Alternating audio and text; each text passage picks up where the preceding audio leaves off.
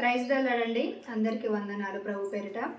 మనం ఈరోజు మత్తయి సువార్త 5వ అధ్యాయం 13వ వచనం ధ్యానించుకుందాము. మీరు లోకమునకు ఉప్పై ఉన్నారు. ఉప్పు నిస్సారమైతే అది దేని వలన సారం పొందును? అది బయట పరివేయబడి మనుషుల చేత త్రొక్కబడుడికే కానీ మరి దేనికి పనికిరాదు. ఇక్కడ మీరు ప్రభువు వారు స్వయంగా తన నోటితో బోధించిన కొండ మీద ప్రసంగంలోని అంశము. మరి దేవుడు అంటున్నాడు, మీరు లోకమునకు ఉప్పై ఉన్నారు. ఉప్పు విసారమైతే అది దేనివల్ల బయటపడడానికి మనుషుల చేత తొక్కబడడానికి కానీ దేనికి పనికిరాదని చెప్పడం ఉంటుంది. దేవుడి బిడ్డలని మరి ఎందుకు ఉప్పుతో పోల్చడం జరిగిందంటే, ప్రభుల వారు ఉప్పు అనేది మనం దైనందిన జీవితంలో అందరం ఉపయోగించుకుంటూ ఉంటాము. దానిని మనం అందరం ఉపయోగించుకుంటూ అందరికి అందుబాటులో ఉంటుంది. కాబట్టి ఉప్పు గురించి కాదు, కానీ ఉప్పులో ఉన్న మంచి లక్షణాలను దేవుడు ఎన్నో మంచి లక్షణాలను ఉద్దేశించి మనని అలా పోల్చడం జరిగింది. ఉప్పు మరి అంటే ఉప్పు ఏమవుతుందంటే ఒక వస్తువులను శుభ్రపరచడానికి మరి భద్రపరచడానికి ఎక్కువ రోజులు భద్రపరచడానికి ఉపయోగపడుతుంది.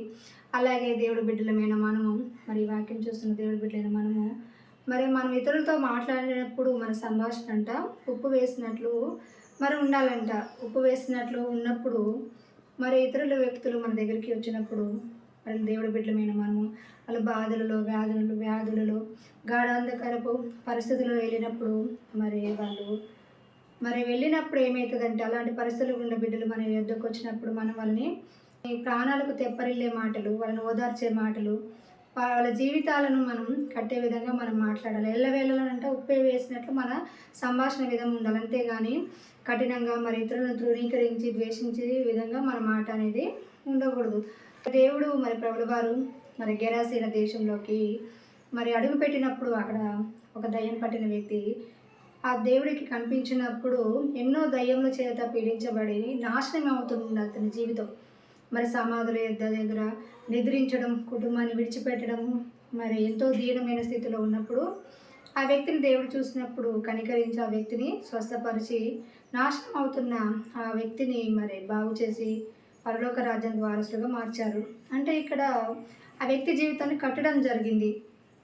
అలాగే మనము బైబిల్లో మరి పౌలుశీలను చూసుకున్నప్పుడు పౌలుశీలలు వాళ్ళ పాటల ద్వారా ఏమవుతుందంటే, వాళ్ళు ఆ చెరసాల బంధకాలు విడిపించబడ్డప్పుడు అధికారి తనను తను చంపుకోబోతాడు. ఎందుకంటే మరి వాళ్ళు వెళ్ళిపోతే తనకు శిక్ష కాబట్టి తనను తానే చంపుకోపోయినప్పుడు మరి పౌలు వచ్చి ఆ వ్యక్తిని కాపాడడం జరుగుతుంది. మేము ఎక్కడికి వెళ్ళలేదని కాపాడడం జరుగుతుంది. అంటే ఇక్కడ ఆ వ్యక్తి చనిపోయే వ్యక్తిని చనిపోకుండా కాపాడడం జరిగింది, భద్రపరచడం జరిగింది. కాబట్టి ప్రియ దేవుడి బిడ్డలారా, మరి దేవుడి బిడ్డలమైన మనం ఇతరుల జీవితాలను కాపాడే విధంగా, వాళ్ళని జీవితాలను భద్రపరిచే విధంగా ఉప్పులాగా మనం బ్రతకాలని దేవుడు చెప్పడం జరిగింది.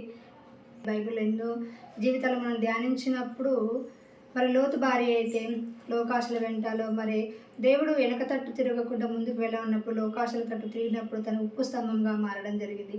అలాగే దేవుడి బిడ్డలమైన మనం కూడా లోకం వైపు మరి లోకాశల వైపు కాకుండా దేవుడి వైపు తిరిగి ఇతరుల జీవితాలను మనం ఇతరులకి ఉప్పులాగా ఉండాలని, లోకానికి మనం ఉప్పులాగా ఉండాలని దేవుడు చెప్పడం జరుగుతుంది. ఈ వాక్యం ఈ వినికిలో దీవించబడాలని మీరందరూ మరి దేవుడి బిడ్డలైన మీరు ఇతరులకు మీరు మేలుకరంగా ప్రయోజనకరంగా బాధించబడే వాళ్ళని మరి వేధించబడే వాళ్ళని మరి బంధకాలలో ఉన్న వాళ్ళని ఎంతో దీనస్థితిలో ఉన్న వాళ్ళని కురుగుబాట్లో ఉన్న వాళ్ళని విడిపించే బిడ్డలుగా మీరు మారాలని ఈ వాక్యం మీ వినికిలో దీవించబడాలని యేసు నామములో వేడుకుంటున్నాను. ఆమేన్.